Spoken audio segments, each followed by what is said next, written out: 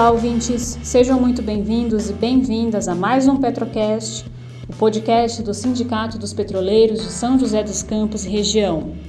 Primeiro programa de 2021, nós queremos desejar a todos um bom ano, um ano com vacina para que possamos encerrar o quanto antes essa pandemia, que já levou mais de 200 mil vidas no Brasil, e um ano com muita força e luta contra os desmandos do governo Bolsonaro.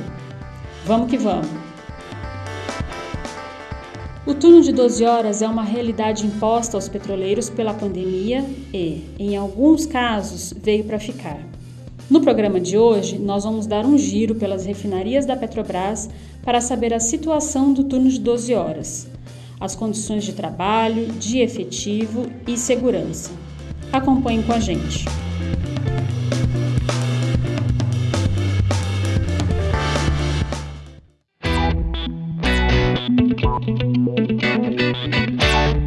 A gente vai conversar agora com o Alexei Neves, que é técnico de operação na RPBC e também diretor do Sindipetro LP. Alexei, conta pra gente como é que está a situação do turno de 12 horas aí na sua refinaria. Houve alguma adequação em relação à infraestrutura, em relação à organização do trabalho? Conta pra gente como é que está sendo a experiência de vocês aí. Bom, boa tarde, Manuela. Eu acho que a realidade aqui da RPBC é das piores possíveis, né? Não posso afirmar categoricamente uma das piores do Brasil, do país, mas a situação é muito ruim, né? Existe um caso específico na RPBC que é o seguinte.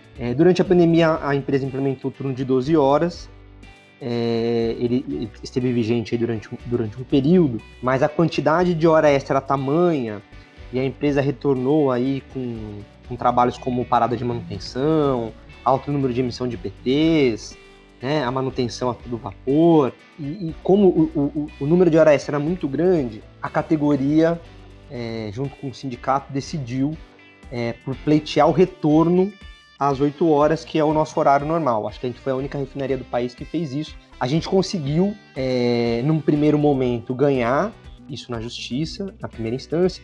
Essa tabela de 8 horas ficou vigente aí algo em torno de um mês e meio. Para as pessoas foi melhor, porque o que elas alegavam era o seguinte, né? Eu prefiro vir mais dias, mas estar com o meu horário biológico mais ou menos em ordem, né? Ou seja, dormir, estar em casa algum período, do que trabalhar 24 horas e isso ser um normal, né? Corriqueiro. Infelizmente, a empresa conseguiu derrubar essa decisão em segunda instância e retornou a tabela de 12 horas já numa formulação diferente, né? Antes a gente fazia 3 12 horas de dia, folgava 4, depois 3 12 horas de madrugada e folgava 5. Agora ele implementou uma tabela de 12 horas onde você trabalha 2 dias de dia e 2 dias no período da madrugada e depois folga 6. Qual que é o problema? O quadro está tão abaixo na RPBC que entrar para fazer 24 horas se tornou cotidiano, infelizmente. E excepcionalmente, não tão excepcionalmente, acho que aí uma vez a cada 3 dias, mais ou menos, alguém fica 36 horas na refinaria porque não tem quadro suficiente para sustentar esse turno de 12 horas. As pessoas estão muito estressadas, né? Tendo casos aí de vários adoecimentos, doenças ocupacionais, pessoas, enfim, se machucando, acidentes de trabalho dentro da refinaria por causa dessa pressão, né? E a RPBC também tem um detalhe que, por ela ser uma refinaria muito velha, né? A primeira refinaria do sistema Petrobras, o quadro de funcionários também é um pouco mais envelhecido do que em algumas outras refinarias. Então, no transcorrer da pandemia, a gente teve a aposentadoria de vários colegas de trabalho e outros colegas de trabalho estão afastados do trabalho porque são um grupo de risco da Covid, né? Ou tem 60, 65 anos, ou tem pressão alta, alguma coisa mais ou menos assim. Então, para quem está na refinaria, a situação está bem desesperadora. Acho que a palavra é essa. Assim. Então, só para entender, não houve, ou pelo menos não houve adequação suficiente, isso sobretudo em relação ao efetivo, ao quadro de trabalhadores, que desse para garantir com tranquilidade a realização do turno de 12 horas, é isso? É isso, Manuela. Até porque a empresa ela vem num processo de desmonte e não abertura de contratação, de concurso, né? Então ela não consegue repor o efetivo de uma hora para outra. O trabalho da operação é um trabalho qualificado, exige uma certa experiência, demora um pouco para a pessoa estar apta aí a desenvolver o trabalho. Tem chegado alguns operadores vindos, principalmente de plataformas que estão sendo colocadas em processo de hibernação, né, ou desimplantação. Só que para esse pessoal, primeiro tem, assim, mesmo a chegada desses operadores não consegue acompanhar o ritmo da saída dos outros operadores, né? E esses operadores ainda estão, a grande parte deles ainda está em processo de treinamento, né? Então, o que eu posso alegar aqui de mudança que a empresa tomou nesse último período, ela reviu um protocolo de afastamento. Então, por exemplo, existem colegas asmáticos e colegas com mais de 60 anos que antes estavam em casa por motivo de segurança, que hoje a empresa entendeu que eles não têm motivo para ficar em casa. Então, assim, até aliviou por um lado, mas o colega está se expondo muito a risco, porque é um colega que tem bronquite, que tem asma, ou um senhor que tem mais de 60 anos de pressão alta. Então, algumas pessoas passaram por uma avaliação clínica, pelos relatos que eu tive, foram muito protocolares, e voltaram ao trabalho alegando que, a partir daquele momento, segundo o novo entendimento de saúde da companhia, elas estavam aptas a trabalhar no regime de turno no meio da pandemia, né? Agora, em relação ao trabalho, o dia a dia segue como se nada tivesse acontecido. A gente teve colega aí trabalhando 32 horas que foi cobrado pelo seu superior a receber caminhão de produto químico. E produto químico a gente está falando aqui de ácido sulfúrico a 98%, né? Então, será que uma pessoa, depois de trabalhar 32 horas, ela está aí com a plenitude das suas consciências, das suas faculdades mentais, da coordenação motora, da resposta física, da atenção, para conseguir desempenhar uma atividade tão perigosa, tão periculosa? É uma situação delicada, né? Inclusive eu já queria entrar nesse tema com você. Já existe uma série de estudos que comprovam que depois da 8ª hora de trabalho, o seu nível de atenção ele já começa a cair. Eu imagino que a situação de estresse, de cansaço de um trabalhador dentro de uma refinaria, depois de 12, 24 e até 36 horas, como você está descrevendo, seja algo absurdo. O que você já pode dizer que os trabalhadores têm relatado em relação à situação de risco e os impactos na saúde deles? Olha, Manuela, eu tenho que tomar cuidado também para não expor a privacidade de ninguém, né? Mas, por exemplo, as pessoas têm comentado que... as pessoas têm comentado nítido que as pessoas estão brigando mais no serviço, porque elas estão mais estressadas, né? É um momento de pandemia, então também as pessoas chegam em casa e também tem que tomar uma série de protocolos. Algumas, olha só a contradição, trabalham jornadas de 24, 36 horas e quando chegam em casa têm dificuldade para dormir. Então estão ali estressadas, ansiosas, eu não sei qual que é a palavra adequada, não sou médico, né? Mas isso tem acontecido. Tiveram colegas que se machucaram, né? Durante a atividade laboral. Tiveram colegas que, também uma contradição, para não atrapalhar a empresa ou não atrapalhar os outros colegas, foram trabalhar com alguns sintomas de Covid, porque achavam que não era nada e depois descobriu-se que era Covid e acabou contaminando um outro colega.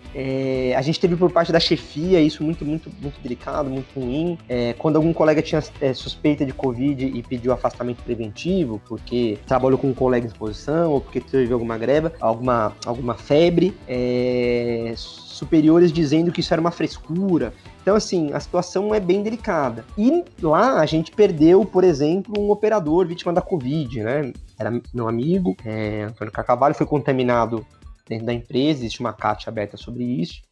Numa contaminação, isso foi logo no começo, né? Contaminaram 19 pessoas na CCI da RPBC e uma delas veio a óbito, meu amigo, Antônio Carcavalho, tinha 58 anos. Então, assim, esses transtornos, acho que principalmente os transtornos mentais, assim, né, porque o trabalho em turno já tem uma alteração de metabolismo, né? Tem aí uma pesquisa que a Caixa, salvo engano, a cada 6 anos trabalhados em regime de turno, você envelhece 7. Então, você perderia um ano de vida, vamos dizer assim, que isso pode ser revertido depois de sair do turno com algumas medidas, né? Aí, pressão alta, todas essas coisas, o pessoal tem relatado bastante problemas em relação a isso.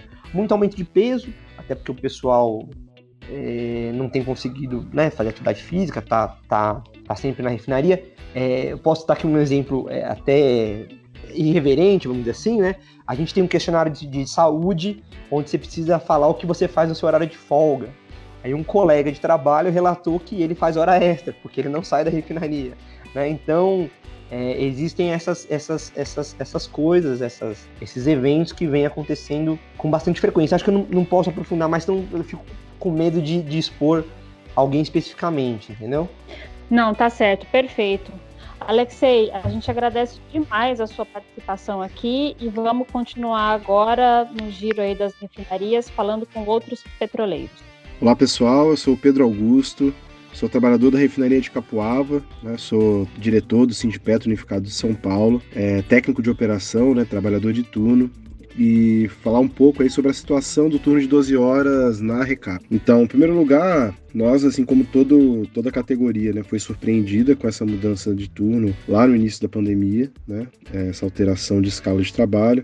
Todo mundo sabe que seria necessário adequações, mudanças, né, mas que foi feito sempre de uma forma unilateral por parte da empresa e antes até dessa mudança, né, por conta da pandemia, nós tínhamos já passado por uma outra mudança também unilateral contra a vontade dos trabalhadores, que foi a implantação do 3x2, né, que na Recap foi muito mal recebido, então isso também acabou fazendo com que, quando houve a mudança para o turno de 12 horas, né, como aumentou também o número de folgas, isso acabou até atenuando um pouco o impacto dessa mudança brusca, mesmo tendo sido unilateral, porque ela veio na sequência de uma outra mudança ainda pior. O que foi feito aí, né, para as adequações que foram feitas na organização de trabalho, né, para a implementação do turno de 12 horas, foram reduções do número de amostras, foi feito mudanças também na forma como a gente acessa a copa, na forma como a gente acessa os alimentos. No primeiro momento, os alimentos eram em forma de marmita, né, só depois de alguns meses que voltou a ser pego, né, no buffet, né, com restrição, né, de número de trabalhadores. Então na Copa tem divisórias entre as mesas, né, então houve algumas mudanças, mas a principal delas é o fato de ter menos pessoas circulando na refinaria, então reduziu algumas manobras que tinham uma frequência de uma forma e que foi alterada com uma frequência diferente, a quantidade de amostras foi rediscutida também para diminuir. Então houve uma mudança na forma de organização do trabalho, só que também sempre de uma forma unilateral, né? Isso foi um pleito desde o início também do sindicato, né, de que houvesse uma comissão, de que houvesse uma forma de fazer essa decisão de uma forma que os trabalhadores participassem, mas isso também não aconteceu no que diz respeito à organização do trabalho. Algumas mudanças foram positivas e corretas, outras não foram, né? Não foram. O problema é que o efetivo, né, a situação do efetivo, que já era precária antes da implantação do turno de 12 horas, não melhorou em nada, né? Apesar de ter chegado trabalhadores de outras bases, mas também teve aposentadorias, né? Houve trabalhadores que pegaram PIDV. Então o que tem acontecido é que nós temos conseguido manter o efetivo, seja com trabalhadores indo trabalhar na folga, né? Os trabalhadores que acabam tendo que trabalhar na folga, seja antes até de sair de folga, já sabem até o dia que vão trabalhar, mas em algumas situações acontecem faltas, acontecem, por exemplo, problemas como quantidade de pessoas que se contaminaram com coronavírus ou que tiveram algum problema ao longo desse processo e que as pessoas eram chamadas, né, em casa, na sua folga, para trabalhar, e quando isso não era possível, como não se encontrava alguém, houve situações tanto de trabalhadores que ficaram, né, estenderam a jornada. Não tenho notícia se houve trabalhadores que chegaram a ficar 24 horas, mas também houve, com certeza, momentos onde a refinaria não estava com todo o seu efetivo, né, o efetivo mínimo, por conta de não ter encontrado alguém e ter ultrapassado aí o número de horas que a pessoa que estava no turno anterior conseguia fazer. Enfim, houve, na verdade, uma flexibilização do número mínimo em função, né, dessa falta de efetivo. Então, assim, não tem tido dobras de 24 horas, mas tem tido muitas dobras de 12 horas com pessoas vindo na folga, né? Mas, ainda assim, houve, com certeza, jornadas aí de 16 horas. Isso aí eu cheguei a presenciar, nós chegamos a também ser noticiados, né? E isso com certeza é algo insalubre, né? A gente está trabalhando num tipo de trabalho que exige muita atenção, que exige controle muito grande sobre tudo que está acontecendo à volta, e a diminuição da atenção que é inevitável aí, né? Após a 10ª hora, imagina depois de 14, 16, 20 horas, né? E sobre a implementação definitiva do turno de 12 horas, né? Foi aprovado, né, que a escala de 12 horas, como sendo a escala... porque a Petrobras, na verdade, ela impossibilitou qualquer escala de 8 horas que os trabalhadores tivessem interesse, né? Ainda assim, foi uma votação bastante apertada, né? Porque muitos trabalhadores, né, e me incluo nisso, inclusive, somos contrários ao turno de 12 horas, porque isso implica na saúde ao longo do tempo, né? A gente sabe que a gente não tem nenhuma confiança na direção da Petrobras, então que há interesses aí que nós não sabemos plenamente quais são, mas que provavelmente são contra, né, os trabalhadores e contra o que é melhor aí para a nossa saúde a longo prazo, mas que ainda assim as opções que ela permitiu, né, de tabelas de 8 horas foram muito ruins e acabaram que não conseguiram ganhar, né, o apelo, né, dos trabalhadores, e foi implementada e votado, na verdade, né, ao turno de 12 horas. Mas a implementação ainda está suspensa, né, por conta da minuta, né, que a empresa ainda insiste que a gente abra a mão dos direitos para fazer a alteração da tabela de forma definitiva.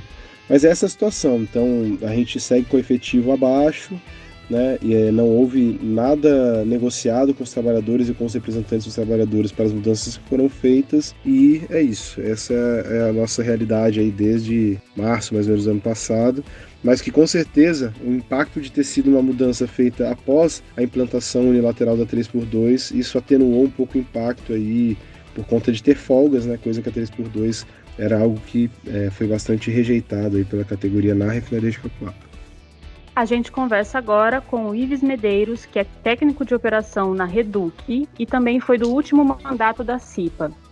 Ives, conta pra gente como é que tá a situação do turno de 12 horas aí na Reduc. Bom, desde o início da pandemia, né, que a Petrobras, a Reduc, eu acho que a Petrobras como um todo, né, como um ponto de diminuir, né, o contágio e tudo mais, implementou o turno de 12 horas e acabou servindo como um laboratório, né, uma experiência para a categoria, né, que veio a escolher, né, votar a tabela e o regime, se é 8 ou 12.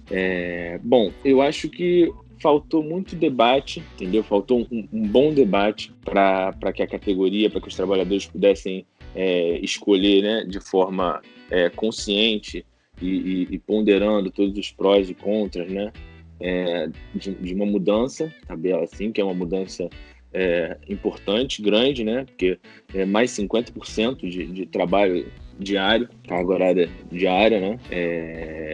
E durante o ano, né, nesse período, a gente veio brigando por melhorias, para que a Reduc, para que a empresa oferecesse melhorias compatíveis com esse novo regime, entendeu? Então, no início, não foi feito nada. Depois a gente começou a exigir determinadas coisas, mas que ainda é insuficiente, entendeu? Você pode dar algum exemplo de mudanças que foram feitas? Então, houve mudança na alimentação, que a CIPA foi uma demanda dos próprios trabalhadores, né, que sentiram falta, porque você fica mais 4 horas lá. Então, a gente tinha almoço e até chegar à janta, né, ficava um longo tempo aí sem ter uma refeição mais...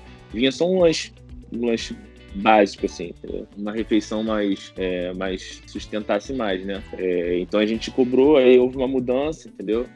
Na alimentação, nos horários, e acrescentaram mais dois horários que veio o lanche mais reforçado, mas basicamente foi só, e aí a gente exige mais coisas, entendeu?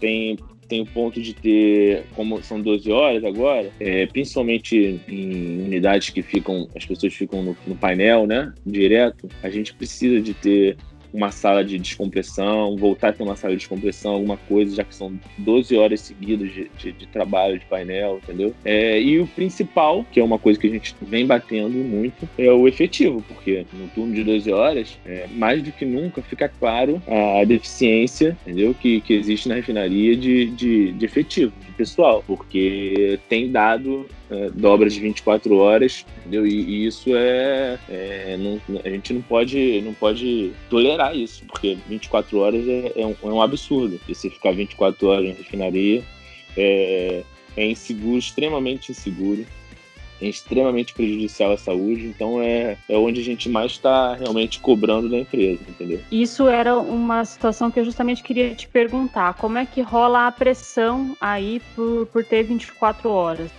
na dobra, né? O pessoal da RPBC nos contava aqui que está sendo muito comum e que tem muita pressão lá por dobra de 24 e que já chegou a, inclusive, ter dobras de 36 horas. Aí a pressão é grande.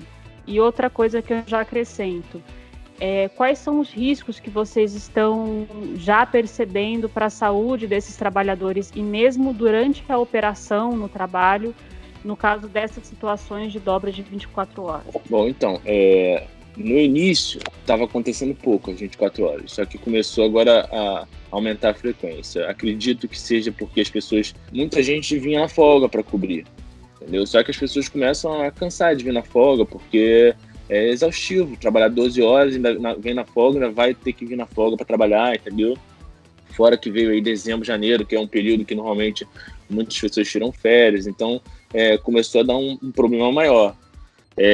No ano novo, desde o dia 1º, vamos supor, na minha unidade, que é de destilação, do dia 1º ao dia 3, que foram os 3 dias que eu trabalhei, foram 4 dobras de 24 horas, inclusive um dia no meu grupo, que o número mínimo lá são 4, eu e mais um dobramos 24 horas, ou seja, num grupo com 4, tinham 2 pessoas dobrando 24 horas numa unidade de destilação com 8 mil metros cúbicos de produção de 8 mil metros cúbicos de petróleo por dia. Então é um risco muito grande que eles estão correndo, entendeu? Então existe sim pressão pra gente ficar, mais pra gente vir na folga, entendeu? Existe assédio, porque muitos não querem vir na folga e a gerência fica falando que vai levar em consideração isso no avanço de nível dos que não estão querendo vir na folga, entendeu? E eu acho que não é pelo esse caminho.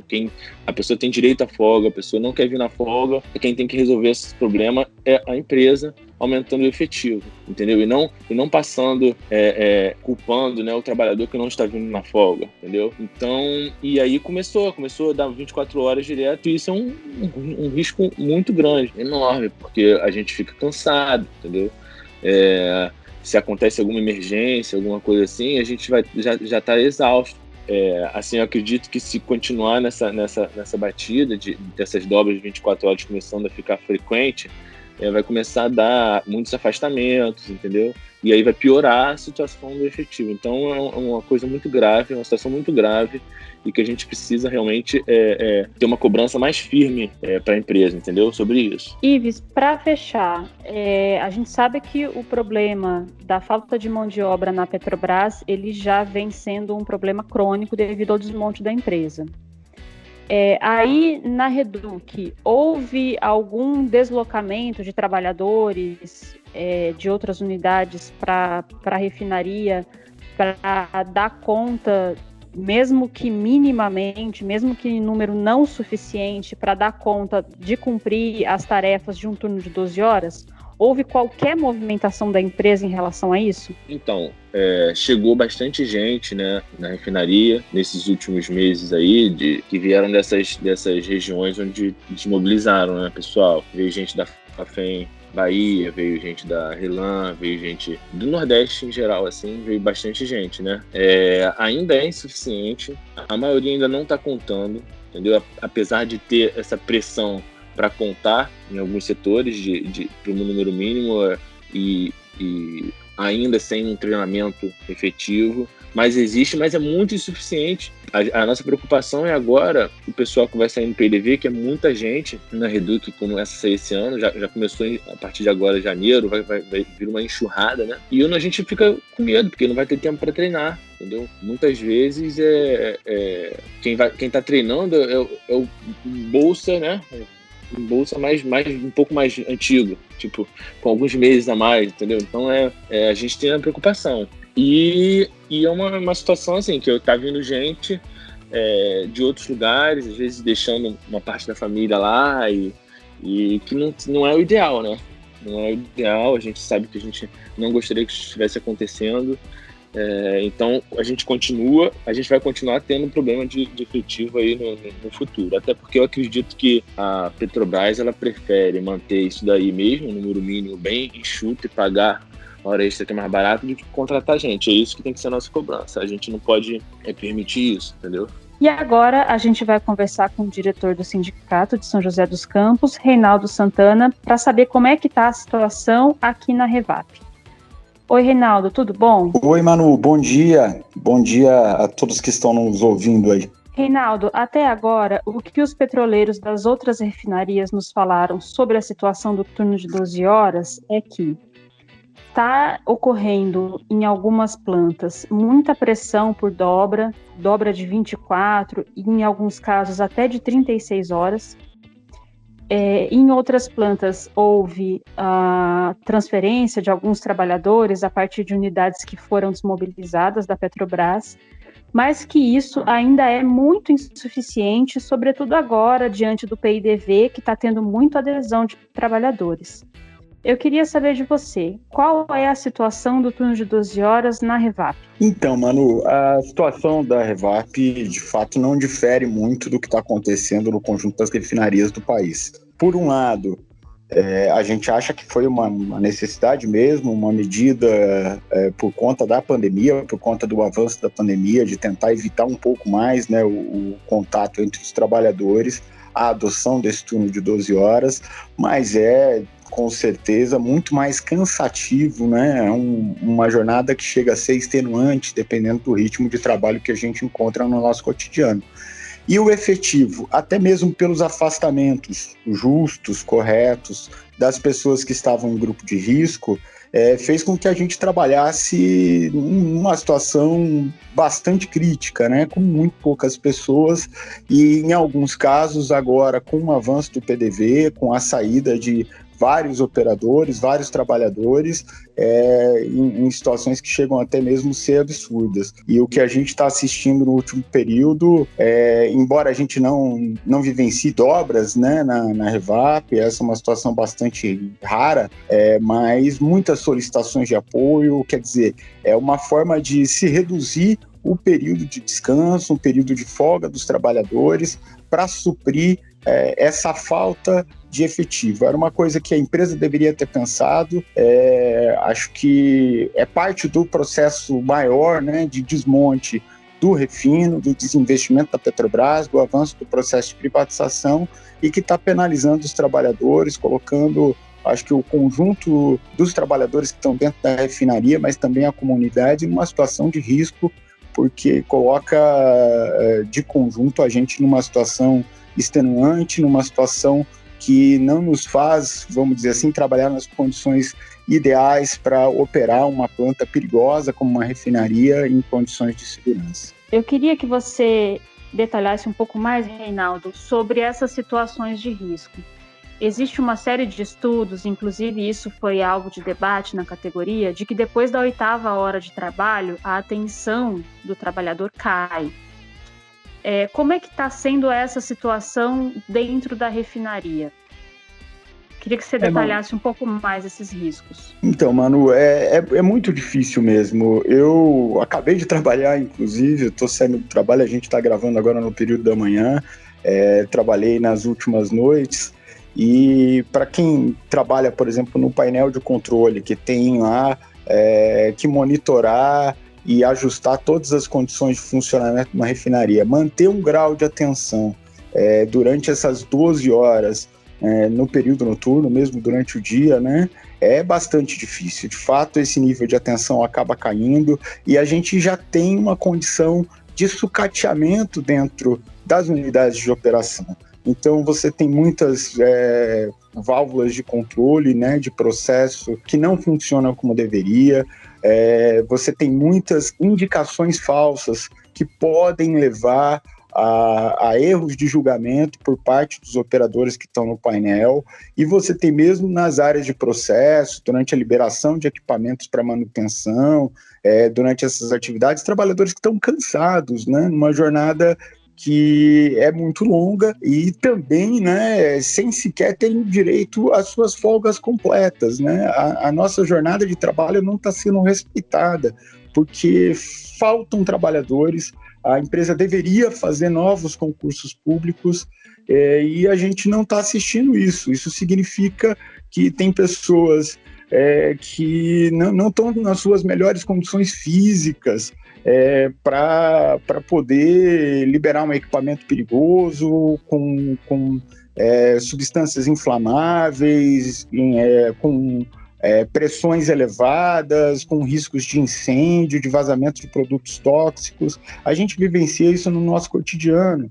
E o cansaço físico, o fato da gente ter uma jornada maior, com um efetivo reduzido, com poucas pessoas dentro das áreas de operação, das unidades de processo, esse risco se torna, sem dúvida alguma, muito mais elevado. Acho que a solução era, de fato, aumentar o efetivo. A gente já de muito tempo questiona o número mínimo, né, de operadores e de trabalhadores nos turnos, né, que são aqueles que garantem a operação, o funcionamento cotidiano da refinaria.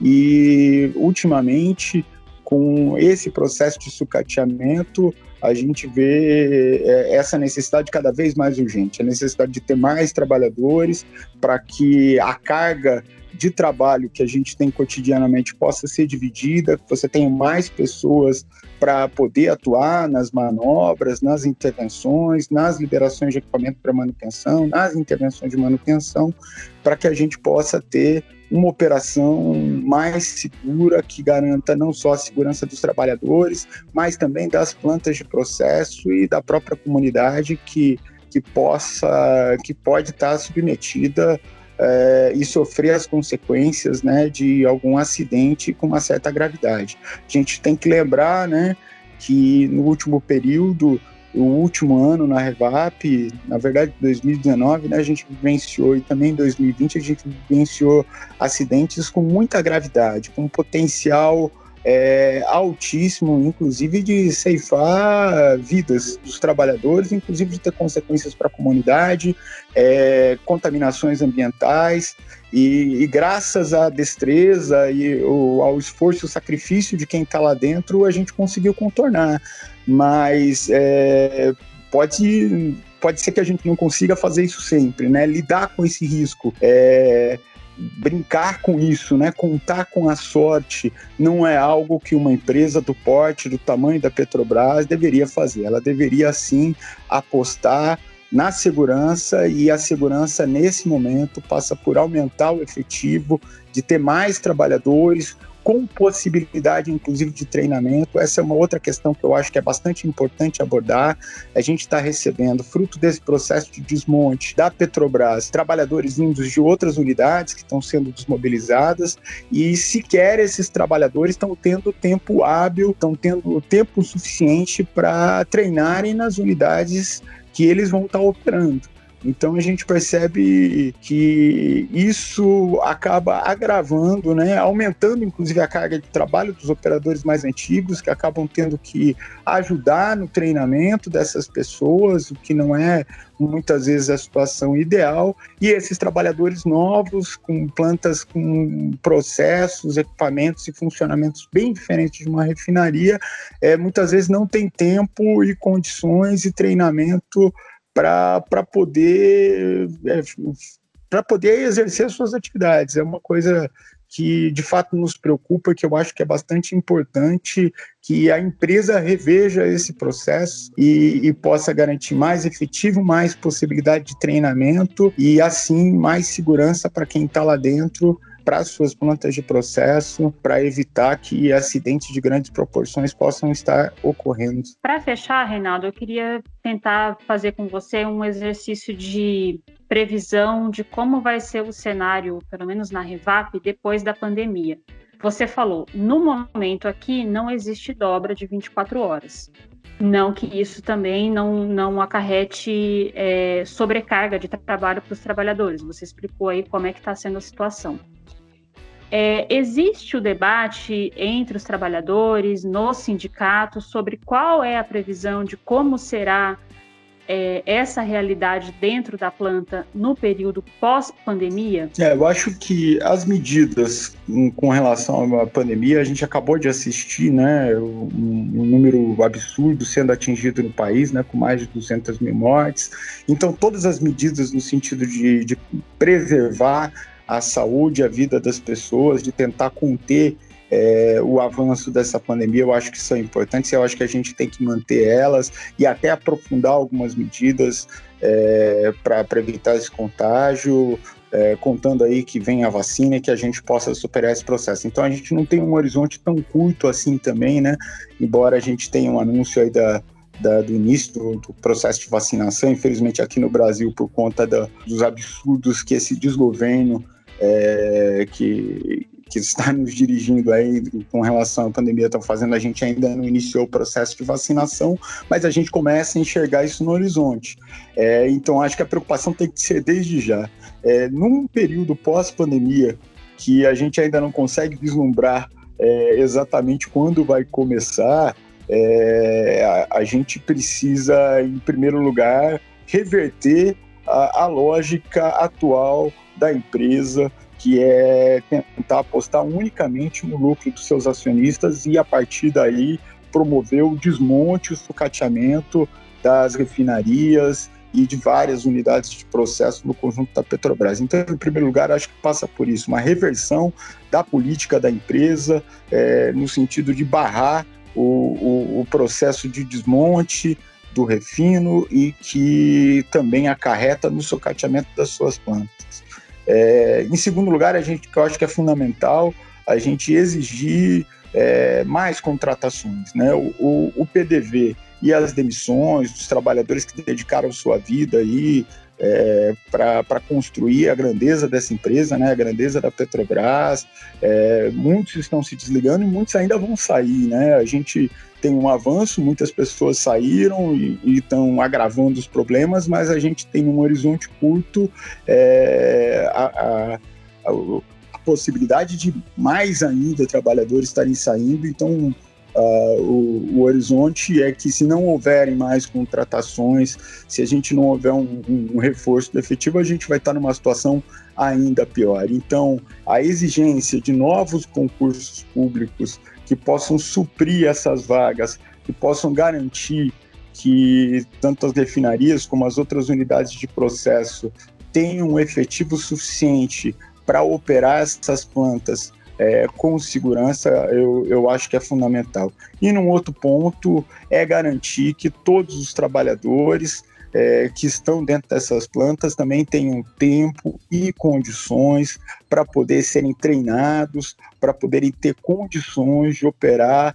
essas plantas com segurança. É uma preocupação nossa que cada vez mais os treinamentos dos novos operadores, mas também não só os operadores, né, trabalhadores de outras áreas da Petrobras, sejam feitas em um tempo cada vez mais curto, com cada vez menos condições oferecidas para esses trabalhadores, para que eles conheçam as unidades de processo, conheçam as suas atividades e possam atuar com a segurança que é necessária para plantas perigosas e que podem proporcionar acidentes de grandes proporções, como é o caso aqui da Revap e das outras refinarias do sistema.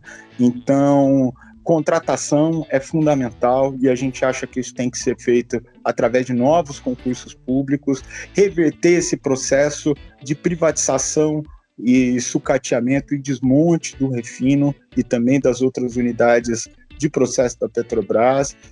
São, acho que, reivindicações muito necessárias, muito importantes para a gente não ver essa situação se agravar. Eu não quero ver dentro da Revap dobras de 24, 48 horas, como a gente está assistindo em outras refinarias. A gente acha uma situação completamente absurda, elevar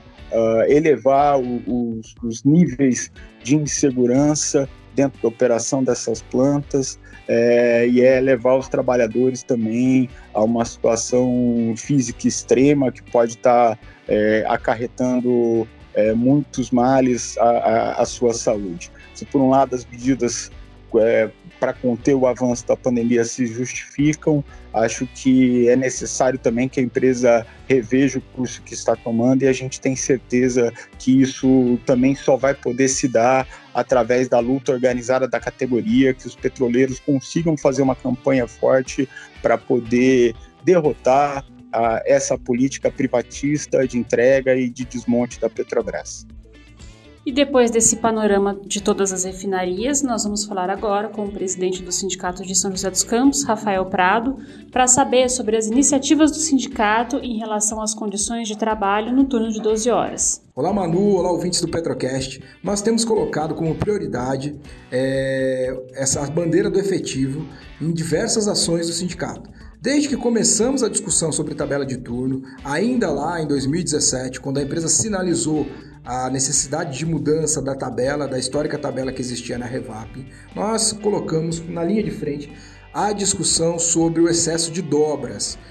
Esse é um trabalho que a gente tem feito de denúncia junto ao Ministério Público do Trabalho e não é de agora. Esse trabalho, ele colheu frutos, o próprio Ministério Público entrou com uma ação civil pública discutindo o excesso de horas extras dentro da Revap, que tem como pano de fundo o número de empregados, o efetivo. E além disso, tem a discussão estrutural que nós também estamos encaminhando, que é o efetivo definido pelo método OM, método que, na nossa opinião, não dá conta da realidade da refinaria, quantifica abaixo das nossas necessidades e durante esse período de pandemia a empresa tem desrespeitado esse próprio método. Nós temos denúncias de desmobilização de equipes de operação voltadas para manutenção, como nós fizemos a denúncia no boletim, no Tocha, sobre a transferência e estocagem, entre outras formas de trabalho que tem pressionado as equipes a trabalharem com um efetivo menor do que o que está colocado no método OM, método que, mais uma vez digo, nós já achamos insuficiente. Então, como nós colocamos nas assembleias que decidiram a tabela que nós pretendemos aí implementar no período pós-pandemia, essa questão da organização de trabalho, que tem como pano de fundo o efetivo da refinaria, para nós é primordial. E é fundamental que a categoria esteja atenta e atenda aos chamados do sindicato para as mobilizações e para a construção de formas de luta para que nós possamos garantir não só um efetivo adequado, mas condições seguras de trabalho dentro da refinaria Henrique Lage e em todas as refinarias da Petrobras pelo Brasil afora.